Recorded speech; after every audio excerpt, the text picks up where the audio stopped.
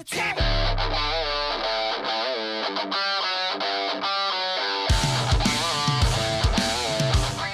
Joker review.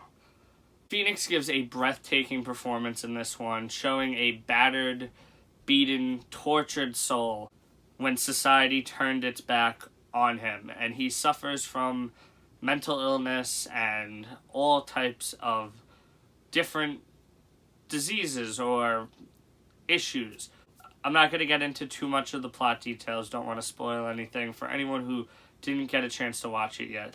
And the question that everyone keeps asking anyone who's seen this movie, is Joaquin Phoenix a better Joker than Heath Ledger? What, quite frankly, I think is a very unfair question, being that we've had years and years of rewatches, endless rewatches of The Dark Knight and Heath Ledger. What's also, Heath Ledger had the advantage of going up against Batman, where in this movie the focus relies all on Joaquin Phoenix as the Joker, or Arthur Fleck, who also had little or no backstory taken from the comics. This movie is more so a realistic take on the Joker, a separate from the comic book version of the Joker. And for me personally, that made the movie so much better, but a lot of people are going to not appreciate the disconnect when it comes to the comic books. Yes, there are some things you can tell are sprinkled throughout comic book wise, but all in all, this movie is a drama, this movie is a character study, this movie is not a comic book movie. Me personally, I love that part of it. A lot of people might find that a negative.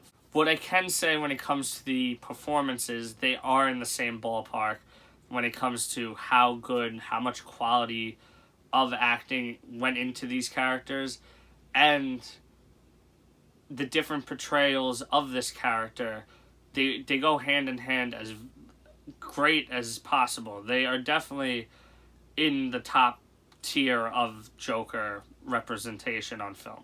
Another positive to take away from this movie would be the soundtrack and score, and how fitting and haunting they are at times in this movie is so... it's just so perfect. Can't even really put into words how perfect it is, in my opinion. Just as well as the score was, it was shot in this beautiful, gritty, kind of like late 70s, early 80s way, and it just did the film so much justice when it came to really making you dive into this era of time, this 70s, 80s, grittier New York vibe. Yes, it's Gotham, but there are so many things that call back to like New York during the 70s and 80s, where New York went on a garbage strike for, I think, 17 days, if I can recall that correctly. And in this movie, there is a garbage strike, and crime is rising, and there's dirty films and movie theaters, and that was portrayed in the movie, and that's how New York was back in the 70s era. And the way it was shot just really pushed you back into that time. I wasn't around for it, but at least how it was filmed back in those days. It just excels the whole experience, in my opinion.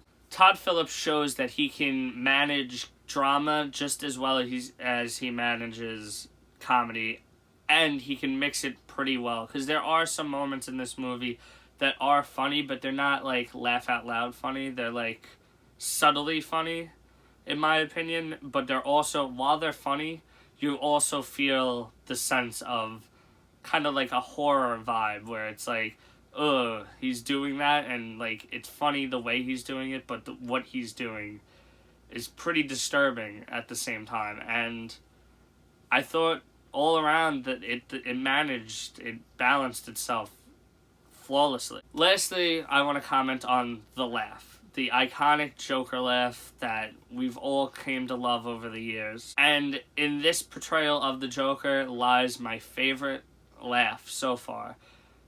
The way Joaquin Phoenix laughs, it like hits you right through your skin into your bones. You can feel the pain behind it, even at times when he's coughing through the laugh, because this movie, this might be a spoiler, but it's really not. It's a minor spoiler. He's not laughing out of fun or out of excitement all the time. Sometimes he is. But he's laughing because he has a chronic disease where he's not capable of laughing on his own, in a sense. Like, he laughs in awkward moments, in sad moments, because it's just like a nervous tick to him, I guess. And you could feel the pain of him trying not to laugh. And even when he's letting that laugh go, you could just tell it's not him.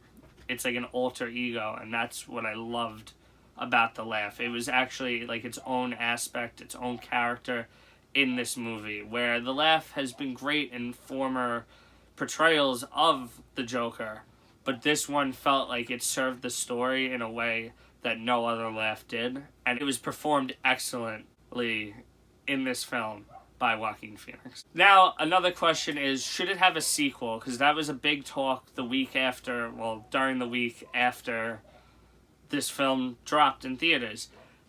Yes and no. In my opinion, there is room for a sequel, and I would definitely be interested in seeing more of this character and see where his story went.